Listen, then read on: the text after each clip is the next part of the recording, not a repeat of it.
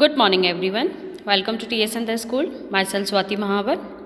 Today we start chapter number 3 of History of class 10th. We start with chapter number 3, The Making of a Global World.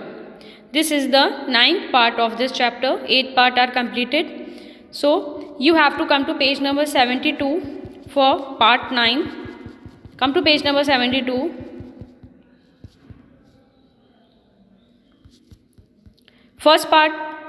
First paragraph जो है इस page का वो complete हो चुका है 8 part के अंदर.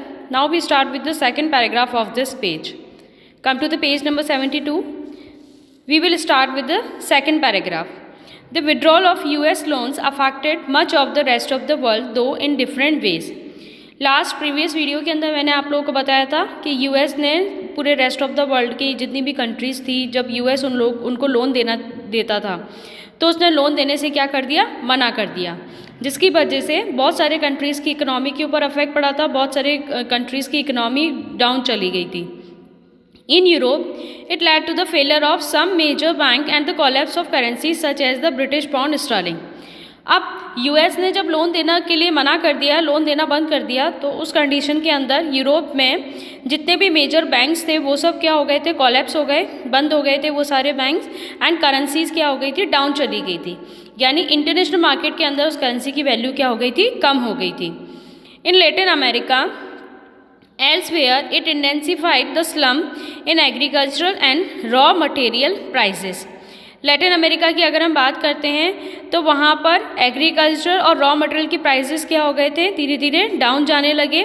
The US attempt to protect its economy in the depression by doubling import duty also dealt another severe blow to the world trade. अब यहाँ पर क्या हुआ, यूएस अपनी इकोनॉमी को बचाना चाहता था, क्योंकि ये जो पीरियड चल रहा था वो किसका चल रहा था, ग्रेट डिप्रेशन का चल रहा था. पूरे वर्ल्ड के अंदर जितनी भी कंट्रीज़ थी वो धीरे धीरे डाउन जाते जा रहे थे.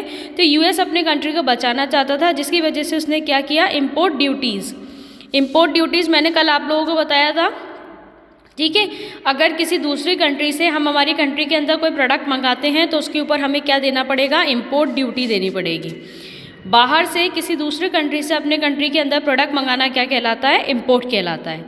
तो इम्पोर्ट ड्यूटी देनी पड़ेगी, जिसकी वजह से पूरे वर्ल्ड ट्रेड के ऊपर पूरा अफेक्ट पड़ा था.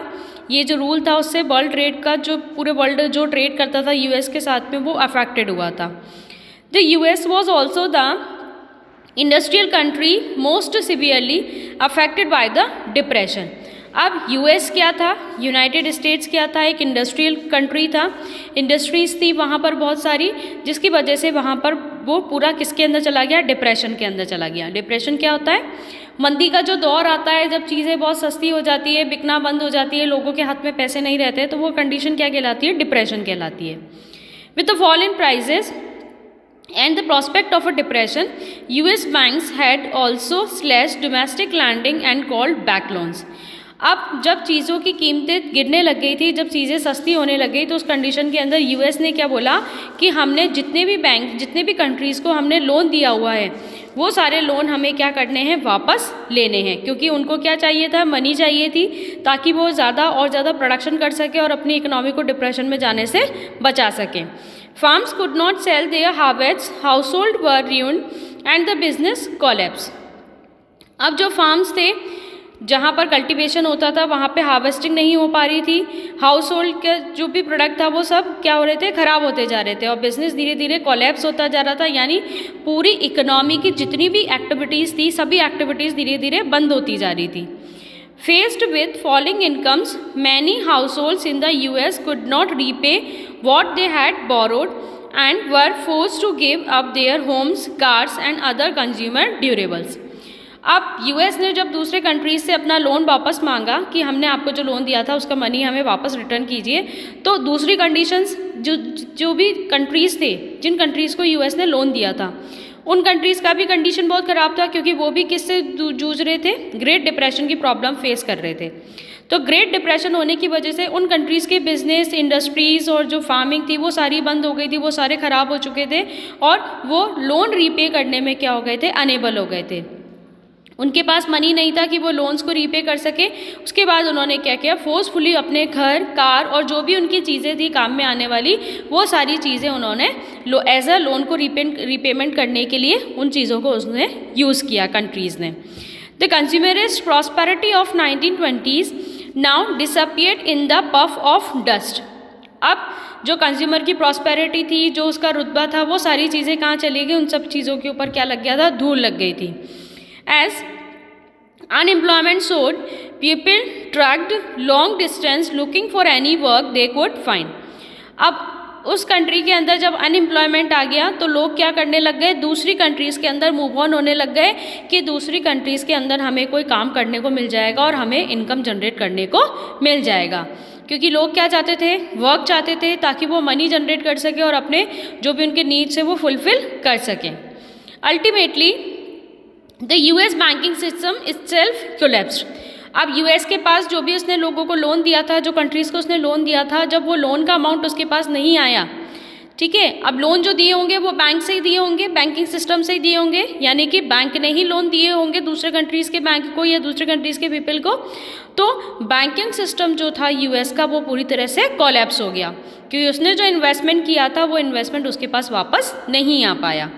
Unable to recover investment, collect loans and repay depositors, thousands of banks were bankrupt and were forced to close।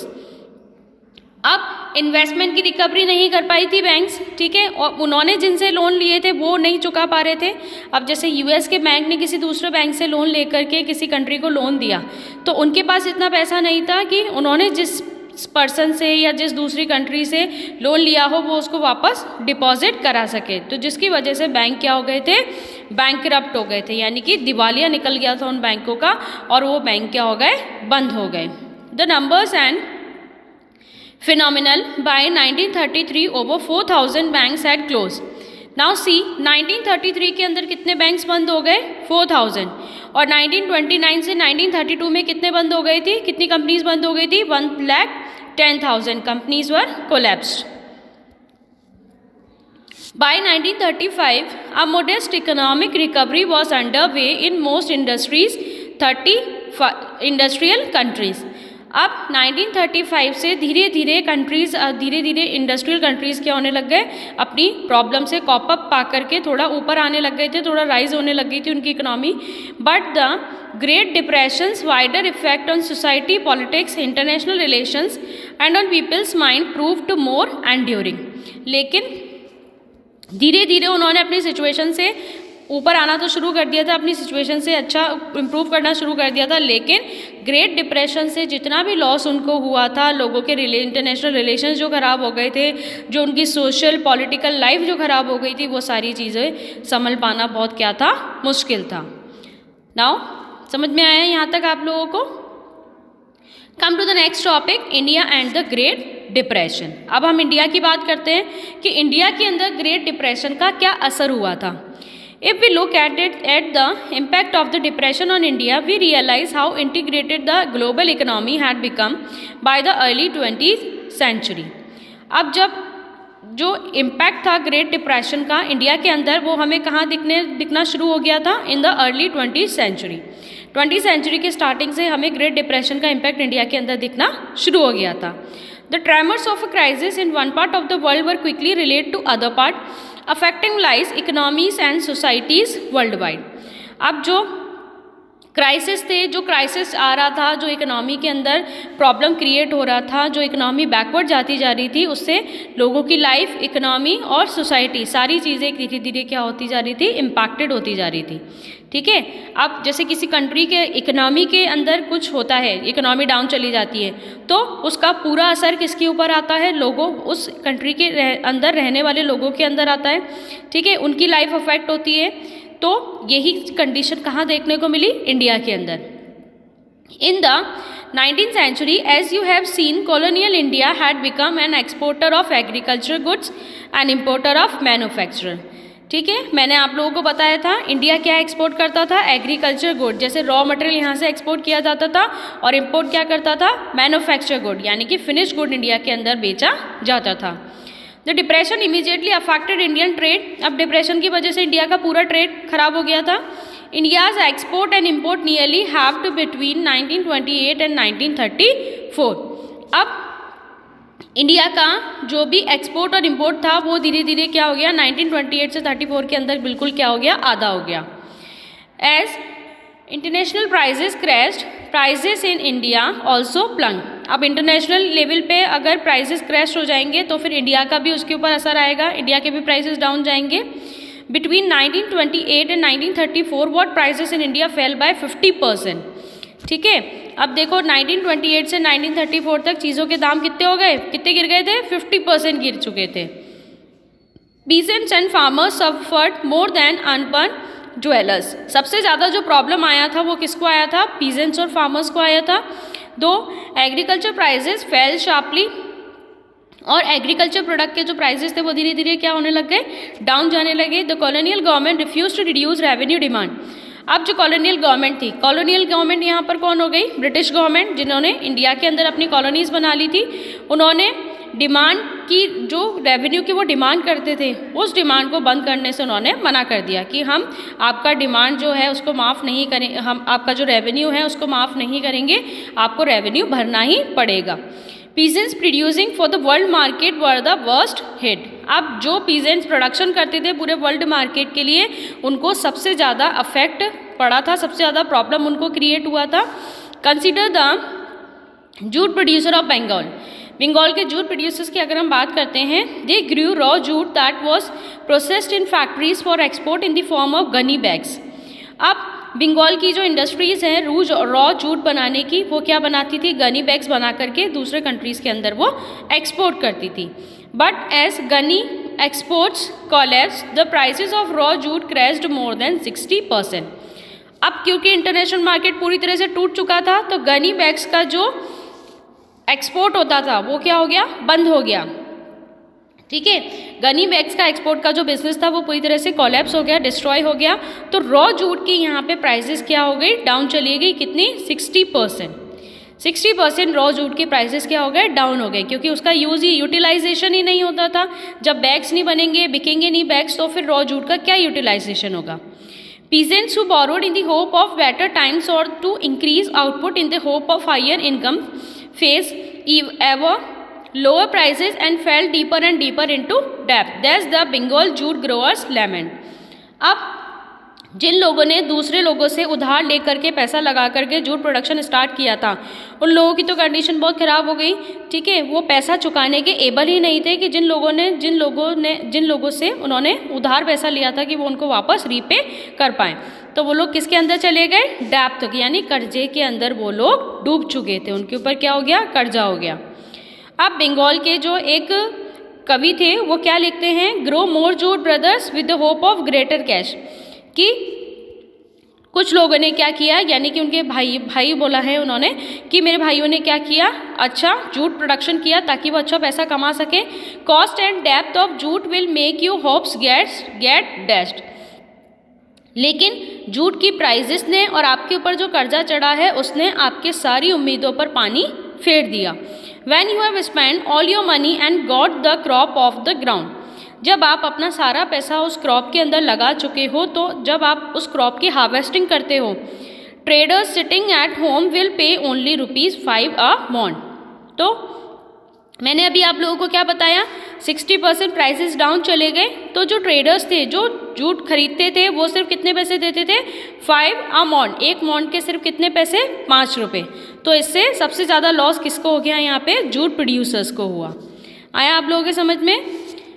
Now across India peasants indebtedness increase. और पूरे इंडिया के अंदर इसी तरीके से इंडेप्टनेस यानी कर्जा जो था लोगों का वो धीरे धीरे क्या होता गया, बढ़ता चला गया. They used up their savings, mortgage land and sold whatever jewellery and precious metal they had to meet their expenses. ठीक है, ये क्या हो जाएंगे, इफेक्ट हो जाएंगे किसके, इंडिया के अंदर ग्रेट डिप्रेशन के आने के. तो you have to learn this. Okay, आप लोगों को ये लाइन्स लर्न करनी है, ये इफेक्ट है. ठीक है, किसका इफेक्ट है, इंडिया के अंदर ग्रेट डिप्रेशन के आने का इफेक्ट है. तो लोगों ने क्या किया, धीरे धीरे अपनी सेविंग्स उन्होंने बंद कर दी, अपनी जितनी भी उनकी ज़मीनें थी वो बेच दी, सेविंग निकाल दी सारी, अपनी ज्वेलरी सारी निकाल दी, बेच दी, प्रीशियस मेटल वगैरह जो कुछ भी उनके पास था वो सारी चीज़ें उन्होंने बेच दी. In these depression years India became an exporter of precious metal. अब इस डिप्रेशन के टाइम में इंडिया क्या बन गया? एक्सपोर्टर बन गया, क्योंकि लोगों ने अपनी ज्वेलरी निकालना शुरू कर दिया, तो इंडिया क्या बन गया? एक्सपोर्टर बन गया। किसका? प्रीशियस मेटल्स का। The famous economist John Maynard Keynes thought that India gold exports promoted global economic recovery. और जब इंडिया ने अपना गोल्ड निकाला तो पूरी इकोनॉमिक रिकवरी धीरे धीरे क्या हो गई? शुरू हो गई। पूरे वर्ल्ड की जो ग्लोबल इकोनॉमिक रिकवरी यानी कि पूरे वर्ल्ड की जो इकोनॉमिक रिकवरी थी वो धीरे धीरे शुरू हो गई। They certainly haved speed up Britain's recovery but did little for the Indian peasants. ठीक है, ब्रिटेन ने तो अपनी रिकवरी कम की थी, लेकिन सबसे ज़्यादा रिकवरी यहाँ पे किसकी हुई थी? सबसे ज़्यादा रिकवरी यहाँ पे किसकी हुई थी? ब्रिटेन की। स्पीड अप किस में आया था? ब्रिटेन की रिकवरी में। और वीक क्या हो गई थी? इंडियन पीजेंट्स की रिकवरी। यानी जो अपना मेटल बेच रहा था, जो अपना गोल्ड बेच रहा था, उसका तो रिकवरी बहुत कम हो रहा था, और जिसको वो बेच रहे थे उसकी रिकवरी बहुत ज़्यादा हो रही थी। Rural India was thus seething with unrest when Mahatma Gandhi lost the civil disobedience movement. अब महात्मा गांधी जी ने एक मूवमेंट निकाला। क्या मूवमेंट था? Civil disobedience movement at the height of the depression in 1931। You have to learn this. Civil disobedience movement किसने निकाला? महात्मा गांधी ने निकाला। और किस लिए निकाला था? ग्रेट डिप्रेशन जब बहुत ज़्यादा हाइट पे जा रहा था, उस कंडीशन के अंदर महात्मा गांधी ने ये स्टाफ उठाया और उन्होंने सिविल डिसोबीडियंस मूवमेंट निकाला। कब निकाला था? 1931 में।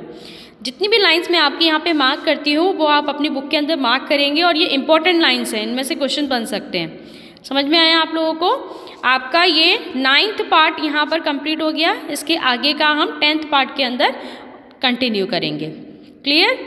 So thanks for watching and stay home, stay safe.